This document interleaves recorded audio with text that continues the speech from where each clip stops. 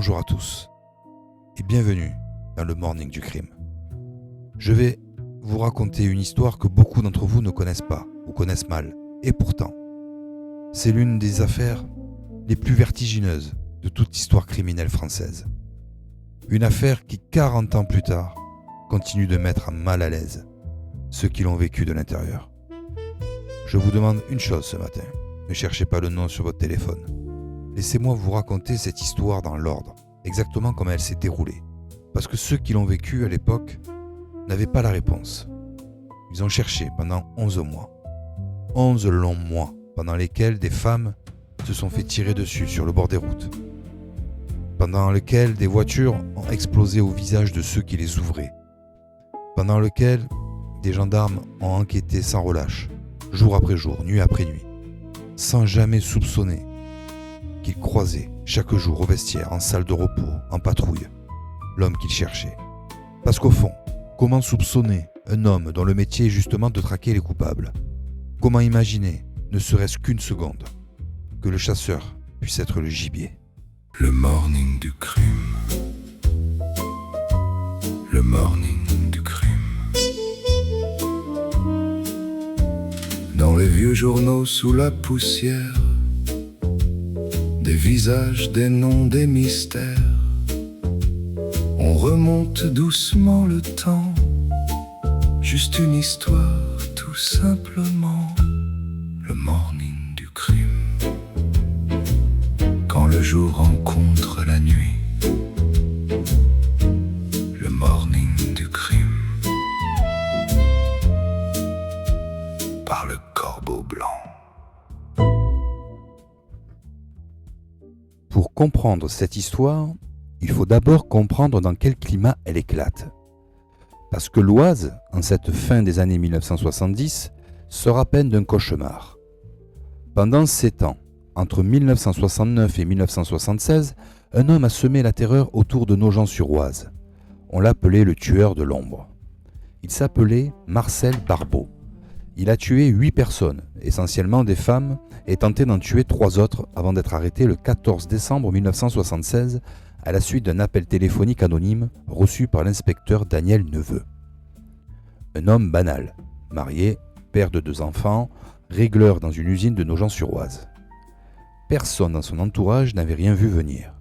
Pendant 7 ans, les femmes de la région avaient appris à rentrer avant la nuit et à éviter certaines rues, à ne jamais marcher seul le long des terrains vagues. Son arrestation soulage toute une région. On respire enfin. On recommence à sortir le soir, on recommence à faire confiance à ses voisins. Mais ce que les habitants de l'Oise ne savent pas encore, c'est que ce soulagement ne va durer que 2 ans. Parce que, à l'été déjà 1978, un nouveau prédateur va apparaître. Et cette fois, il ne va pas seulement attaquer dans l'ombre, il va écrire, il va narguer, il va se rendre visible, tout en restant invisible aux yeux de ceux qui le cherchent. Certaines sources qualifient les premiers faits de 1978 de possibles copycat, inspirés par l'affaire Barbeau. C'est une lecture rétrospective des journalistes, non un fait établi par l'enquête elle-même. Mai 1978, dans la forêt de Chantilly, au lieu dit le carrefour des Ripailles. Des gendarmes du peloton de surveillance et d'intervention de Chantilly tombent au petit matin sur une voiture abandonnée entre les fougères, une Peugeot 504 volée quelques jours plus tôt à l'épouse d'un gendarme. Les vitres sont brisées, comme si on avait tiré dessus. À l'intérieur, la découverte est glaçante. Un plan griffonné pour le braquage du bureau de poste de Pierrefonds, une cordelette qui semble avoir servi à attacher quelqu'un, des étuis de cartouches éparpillés sur la banquette arrière. Ces indices sont authentiques. Voiture, plan de braquage, cordelette et étuis de cartouches ont bien été retrouvés dans le véhicule volé abandonné en forêt de Chantilly en mai 1978. Sur le moment, le dossier est confié à la police judiciaire de Creil, sans qu'on y prête vraiment attention. On pense à un vol banal, peut-être à du grand banditisme en repérage. Personne à cet instant ne peut imaginer qui a réellement déposé ces indices, ni pourquoi. Dimanche 23 juillet 1978, à Pont-Sainte-Maxence. Il est un peu plus de minuit. Une jeune femme rentre chez elle à pied dans les rues désertes de la petite ville. Une Renault 12 couleur grenat la double, ralentit, comme pour lui proposer de monter. Puis, son conducteur dégaine une arme par la vitre et tire 3 fois sans un mot. Elle s'écroule, touchée au mollet. Des riverains réveillés en sursaut par les coups de feu allument leur lumière et sortent sur le pas de la porte assez pour faire fuir le tireur. La jeune femme est conduite à l'hôpital. Elle survit, mais elle restera marquée par cette nuit-là. Quelques jours plus tard, un courrier arrive au commissariat de police de Creil, signé d'un simple point d'interrogation. Rien d'autre. L'auteur y détaille avec une précision presque administrative comment il a volé sa voiture devant une boulangerie de Noyon. La propriétaire l'avait laissé en double fil, clé sur le contact, le temps d'acheter du pain. Il décrit le véhicule, ses caractéristiques, comme s'il rédigeait un rapport. Et il ajoute une phrase qui restera dans l'histoire de cette affaire, une phrase glaçante par sa froideur. En référence directe à la jeune femme blessée aux jambes quelques jours plus tôt, il écrit qu'il visera le cœur et non pas les jambes la prochaine fois. Ce détail presque anodin en apparence va mettre la puce à l'oreille d'un homme. Un jeune inspecteur de police arrivé du prestigieux 36 quai des Orfèvres qui avait déjà fait ses preuves dans cette région. C'est lui qui, 2 ans plus tôt, avait fait tomber Marcel Barbeau, le tueur de l'ombre. Il relit la lettre plusieurs fois, penché sur son bureau, une cigarette qui se consume dans le cendrier, le vocabulaire, la ponctuation, l'ordre presque militaire dans lequel les détails du véhicule volé sont énumérés. Kilométrage, immatriculation, description précise. Tout cela lui semble familier, trop familier. Ce n'est pas l'écriture d'un braqueur pressé, d'un homme du grand banditisme qui griffonne un mot avant de disparaître. C'est celle d'un homme habitué à rédiger des procès-verbaux, jour après jour, dans le cadre de son métier. Il montre la lettre à son épouse, comptable dans un hypermarché habitué à croiser des gendarmes pour des dépôts de plainte, pour des vols à l'étalage.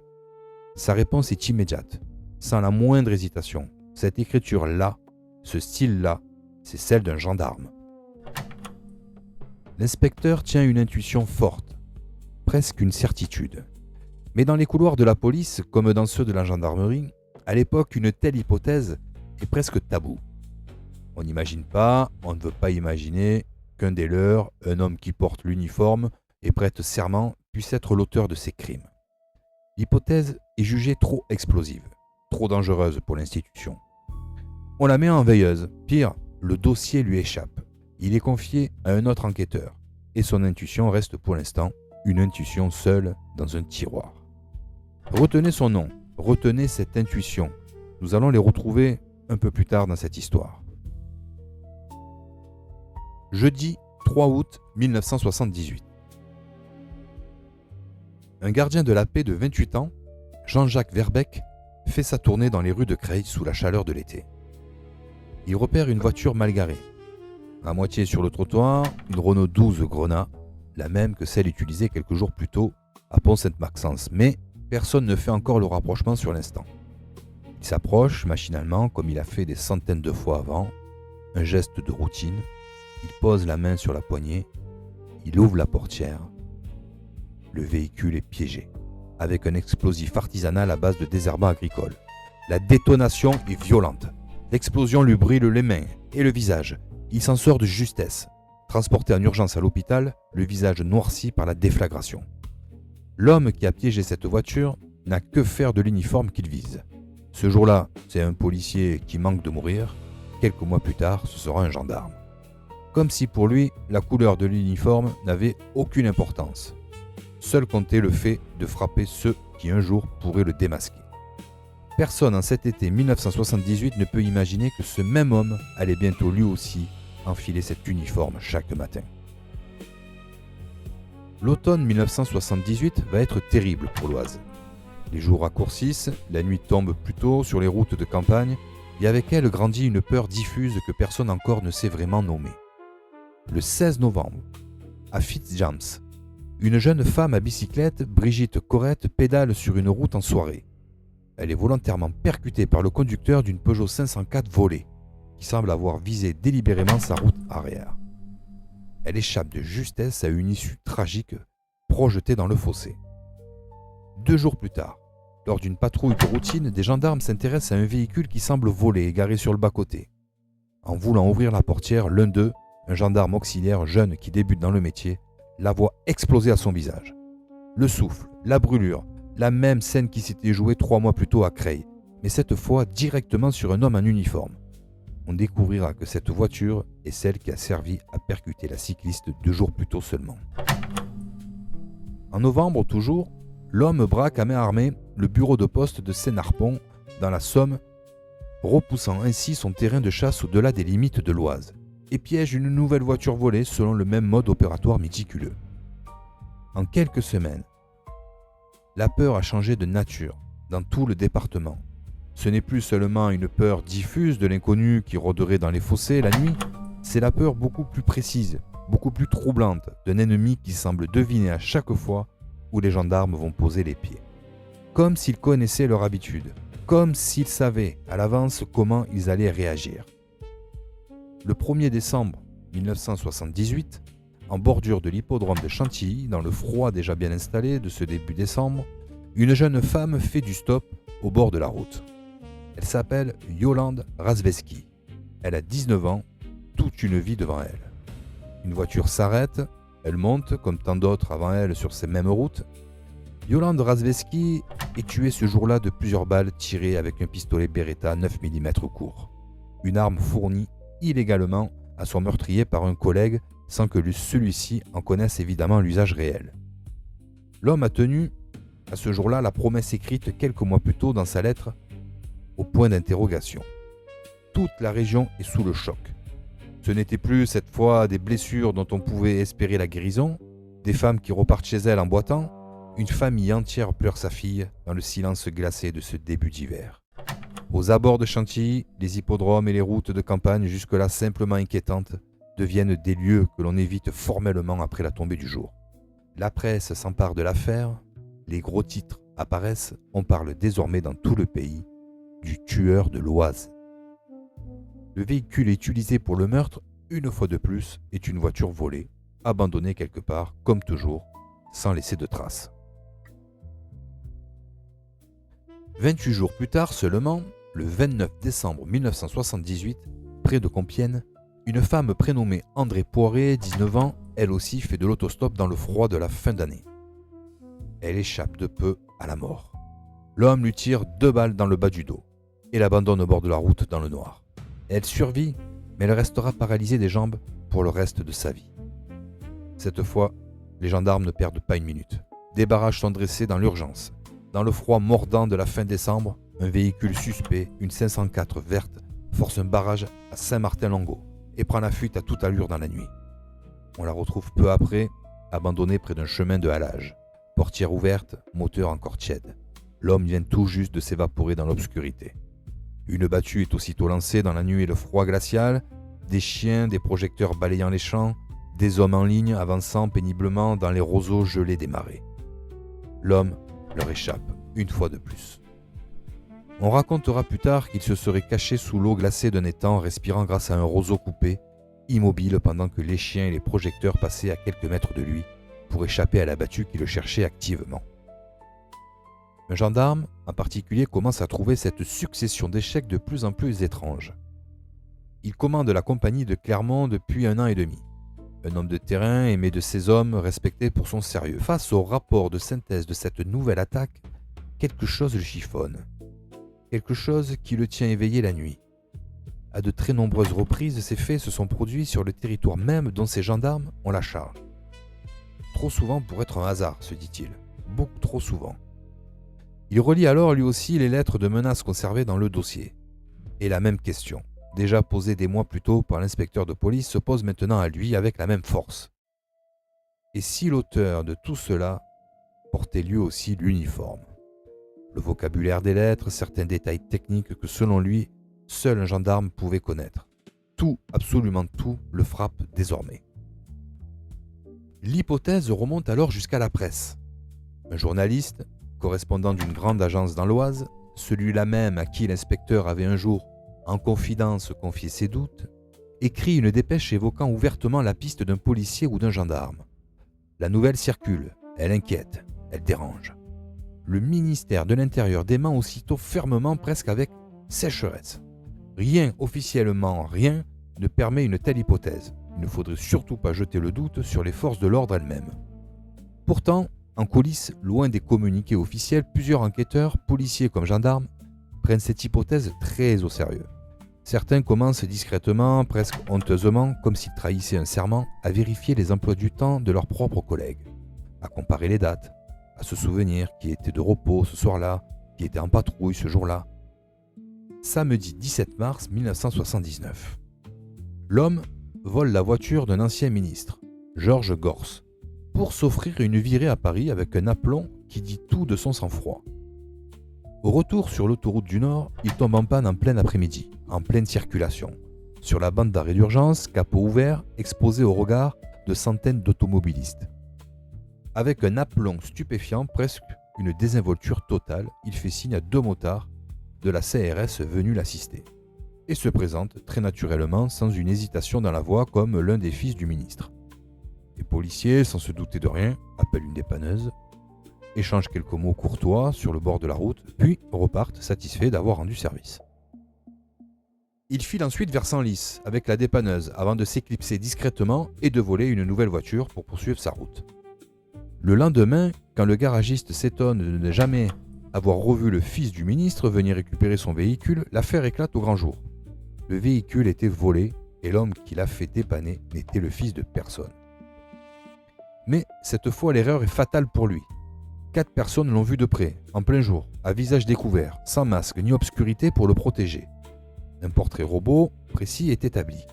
Cheveux très courts, oreilles découvertes, un visage banal presque quelconque.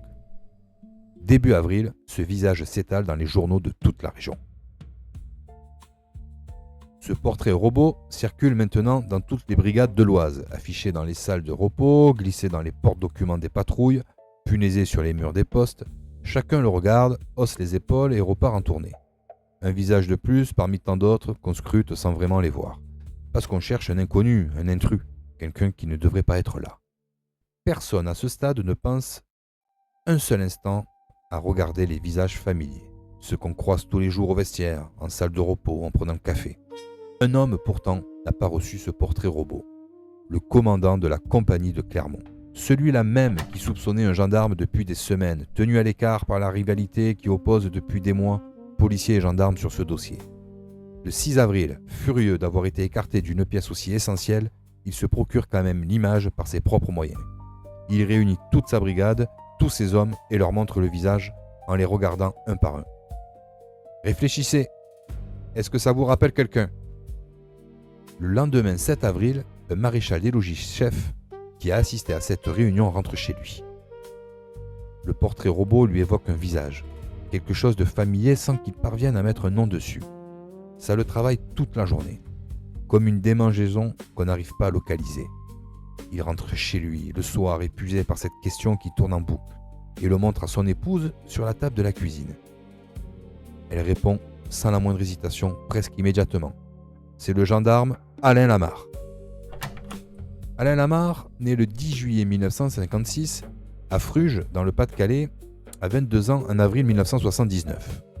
Il sert au peloton de surveillance et d'intervention de Chantilly, le même peloton qui, depuis 11 mois, traque activement le tueur de l'Oise. Le même peloton qui a participé au battu. Le même peloton qui a pleuré Yolande Razveski. Les gendarmes se concertent, dans l'urgence et la plus grande discrétion. On compare son écriture, retrouvée dans ses procès-verbaux quotidiens, avec celle de la lettre anonyme. Les similitudes sont frappantes, presque évidentes une fois qu'on les cherche vraiment. On épluche ensuite les emplois du temps, jour après jour, crime par crime. À chaque attaque, à chaque vol de voiture, Lamarre est systématiquement absent de son poste, en repos, en congé, ou étrangement le premier à découvrir les véhicules volés liés à l'affaire, comme s'il devançait toujours ses collègues d'une longueur. Le soir du 8 avril, Lamarre est en service, lourdement armé, une patrouille prévue jusqu'à 2h du matin. Pour le ramener sans éveiller ses soupçons, sans provoquer de réaction incontrôlable de la part d'un homme qui sait manier les armes mieux que quiconque, ses supérieurs inventent un faux rassemblement, sous prétexte d'une opération à venir. Dans la cour de la caserne, sous les projecteurs, dans le silence tendu dans cette soirée d'avril, Lamarre hésite un instant, arme à la main. Une seconde qui semble durer une éternité pour ceux qui savent. Son adjudant, qui le connaît bien, qui a partagé avec lui des centaines de patrouilles, des heures de discussion, des cafés partagés au petit matin, joue la comédie du quotidien. Il invective, lui ordonne de déposer son arsenal dans le véhicule et de se dépêcher, sans même le regarder dans les yeux pour ne rien laisser paraître de ce qu'il sait désormais. Lamar finit par replier son chargeur. Il rentre dans le couloir de la caserne. Ses propres collègues, ceux avec qui il buvait le café chaque matin, le ceinturent aussitôt sans lui laisser une seconde de répit. « Vous êtes fous !» leur dira-t-il, comme sincèrement surpris. Pour toute la gendarmerie de la compagnie de Clermont, c'est un séisme, un vertige. L'homme qu'on cherchait depuis 11 mois, celui qu'on avait juré de retrouver, était l'un des leurs. Il enquêtait sur ses propres crimes. Il croisait chaque jour ceux qui le traquaient sans le savoir, buvait le même café qu'eux, riait aux mêmes blagues, portait le même uniforme, partageait les mêmes patrouilles. Au petit matin, pendant la perquisition de son appartement de fonction, Lamar glisse une phrase à son adjudant d'une voix étonnamment calme. « Vous avez de la chance, parce que si vous ne m'aviez pas menotté, je vous aurais tué. » Confondu par ses empreintes digitales, retrouvées dans les véhicules volés au fil de l'enquête, Lamar finit par tout avouer en garde à vue, sans opposer de longue résistance. La perquisition de son appartement confirme l'ensemble des faits, pièce par pièce. Au terme de l'enquête, un meurtre, 5 tentatives de meurtre et 15 vols de véhicules seront établis avec certitude à son encontre. En fouillant l'appartement de Lamar, les enquêteurs découvrent un homme à 2 visages. Son logement est propre, rangé, presque impersonnel, à l'image de l'homme, discipliné, qui semblait être, sauf une pièce interdite d'accès, verrouillée à double tour, où il conserve des munitions en quantité de boîtes de conserve vides criblées de trous pour l'entraînement au tir, une tente kaki soigneusement pliée, des cartes détaillées de la région, couvertes d'annotations manuscrites. Dans un carnet retrouvé dans cette pièce secrète, il avait couché sur le papier plusieurs projets, à l'encre soigneuse, presque appliquée, comme s'il rédigeait un plan d'opération. Parmi eux, glaçant entre tous, l'exécution de plusieurs de ses propres collègues, ceux-là même avec qui il partageait ses journées. Interrogé par la juge d'instruction, dans le silence feutré d'un bureau du palais de justice, Lamar finit par s'expliquer. Il aurait voulu se venger de l'institution en la ridiculisant, en démontrant à sa manière tordue qu'elle était incapable de se protéger elle-même. Après une sanction de 15 jours d'arrêt de rigueur reçue début 1978 et le sentiment d'avoir été mis à l'écart des enquêtes par son supérieur à la brigade de Clermont où il avait servi de 1976 à 1977. On évoquera aussi plus tard des difficultés profondes dans ses relations notamment avec les femmes et une fascination trouble pour les crimes de Marcel Barbeau, le tueur de l'ombre qui avait terrorisé la même région quelques années plus tôt, comme si en reproduisant certains gestes de son prédécesseur, Lamar cherchait moins à échapper à son ombre qu'à l'habiter tout entière. Cette nuit-là même, un officier général demande à Lamar de signer une lettre de démission déjà rédigée à l'avance pour sauver l'honneur de l'institution. Cet acte sera plus tard déclaré nul en droit. Ce n'est que par une décision ministérielle ultérieure qu'il sera officiellement radié des cadres de la gendarmerie dans les formes légales. Le lendemain matin, la nouvelle se répand comme une traînée de poudre dans toute la France. Un gendarme auteur du tueur de l'Oise. Le pays entier veut voir son visage, comprendre, savoir comment un homme en uniforme a pu tromper tout le monde si longtemps. Une foule de journalistes, de photographes, de caméras de télévision se presse à Chantilly pour la perquisition de son appartement dans une confusion indescriptible. Dans cette confusion, justement, des véhicules de presse, pressés de suivre l'événement, suivent de beaucoup trop près les voitures de gendarmerie qui se dirigent vers les lieux. Un accident de la route se produit dans cette cohue. Un adolescent de 16 ans, passager d'un cyclomoteur, perd la vie dans la collision happée par cette affaire qui ne le concernait en rien.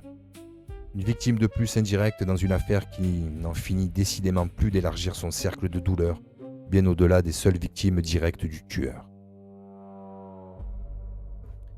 Alain Lamar ne sera jamais jugé. Jamais. 4 expertises psychiatriques se succèdent, sur plusieurs années, aux conclusions contradictoires. La première estime responsable de ces actes. La deuxième conclut l'inverse. Un verdict confirme ensuite par la 4e expertise le diagnostic finalement retenu est celui d'une forme rare de schizophrénie. L'éboïdophrénie, une pathologie caractérisée par une attitude antisociale pouvant mener à des actes de violence gratuits sans remords apparent.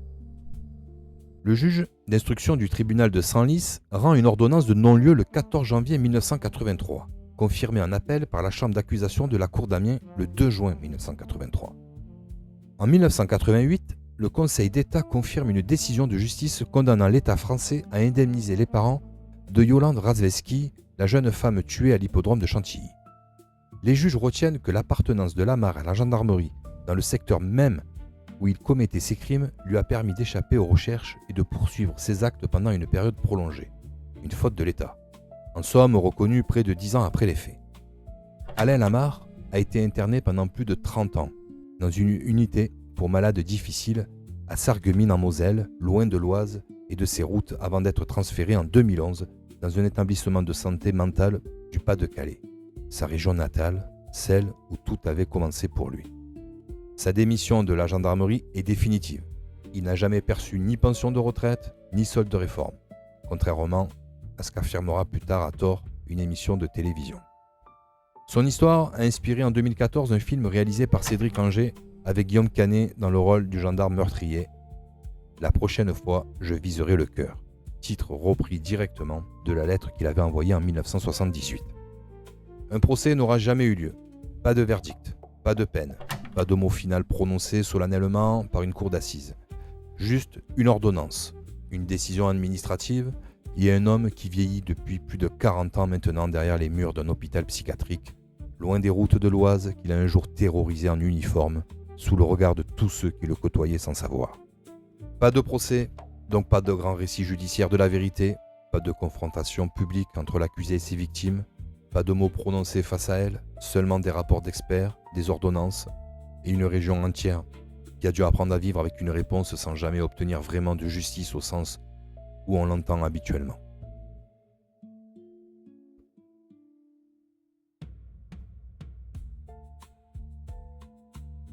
Voilà l'histoire d'Alain Lamar, le tueur de l'Oise. L'histoire d'un homme qui a chassé sa propre proie chaque jour, en uniforme aux côtés de ceux qui le traquaient sans le savoir, buvant leur café, partageant leur patrouille, riant à leurs blagues. L'histoire aussi d'un inspecteur et d'un commandant de compagnie qui avaient vu juste, chacun de leur côté des mois avant que la vérité n'éclate au grand jour et qu'on n'a pas cru, simplement parce que l'hypothèse dérangeait trop, parce qu'elle mettait en cause l'institution elle-même. Une histoire qui pose encore aujourd'hui une question dérangeante. Combien de temps un système met-il à se soupçonner lui-même ? C'était le Morning du crime, l'affaire Alain Lamar par le Corbeau Blanc. Le morning du crime. Le morning du crime. Dans les vieux journaux sous la poussière, des visages, des noms, des mystères. On remonte doucement le temps, juste une histoire tout simplement. Le morning du crime. Quand le jour rentre